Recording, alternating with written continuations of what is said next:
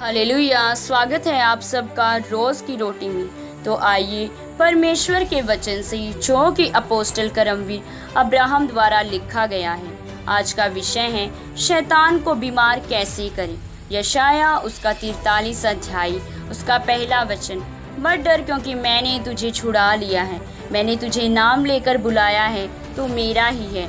Hallelujah. मेरे प्रियो, बहुत बार देखने को मिलता है लोग अपनी बीमारियों लाचारियों को लेकर बहुत ज़्यादा परेशान हैं। मैंने कुछ लोगों को देखा, वे इसीलिए ज़्यादा परेशान नहीं कि वो दुखों में है, लेकिन वे इसीलिए ज़्यादा परेशान हैं कि किसी ने उन पर जादू टोना कर दिया।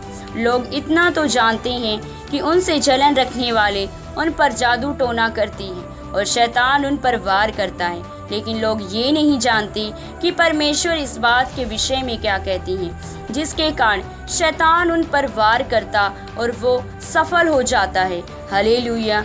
अगर हम देखते हैं कुछ मसीह लोग भी अन्य जातियों की तरह लोगों को बुरा भला बोलते हैं, लेकिन उनको किसी पे जादू टोने का शक होता है, लेकिन ऐसा नहीं होना चाहिए। मेरे प्रियो, गिनती की पुस्तक उसका 23 अध्याय उसका 23 वचन में लिखा है, निश्चय कोई मंत्र याकूब पर नहीं चल सकता और इज़राइल पर भावी कहना कोई अर्थ नहीं रखता, परंतु याकूब और इज़राइल के विषय अब यह कहा जाएगा कि ईश्वर ने क्या ही विचित्र काम किया है। हालेलुया।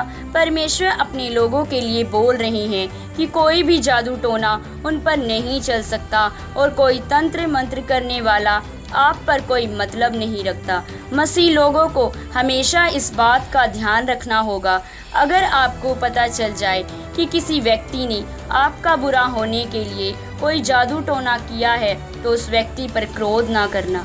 ऐसा करने वाले व्यक्ति ये दर्शाते हैं कि आपको परमेश्वर पर विश्वास नहीं और आप बढ़ बढ़ करके ये दर्शाते हो कि आपका परमेश्वर टोने टोटकों से छोटा है। लेकिन मैं आत्मा में कहता हूँ, जिस दिन आप इस बात को और इस वचन का मतलब समझ गए, उस दिन से शैतान आपको बीमारियां नहीं दे सकता।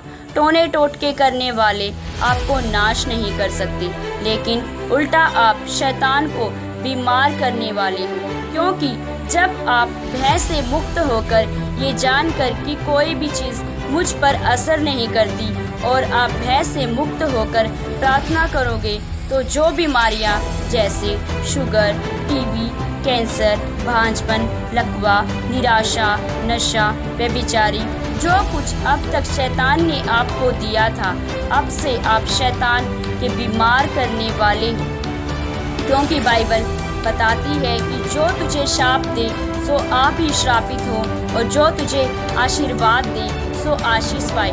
हालेलुया। मेरे प्रियो, हमेशा इस वचन को याद रखें, जिसके द्वारा हर बार हर लड़ाई में विजय आपकी ही होगी। आमीन।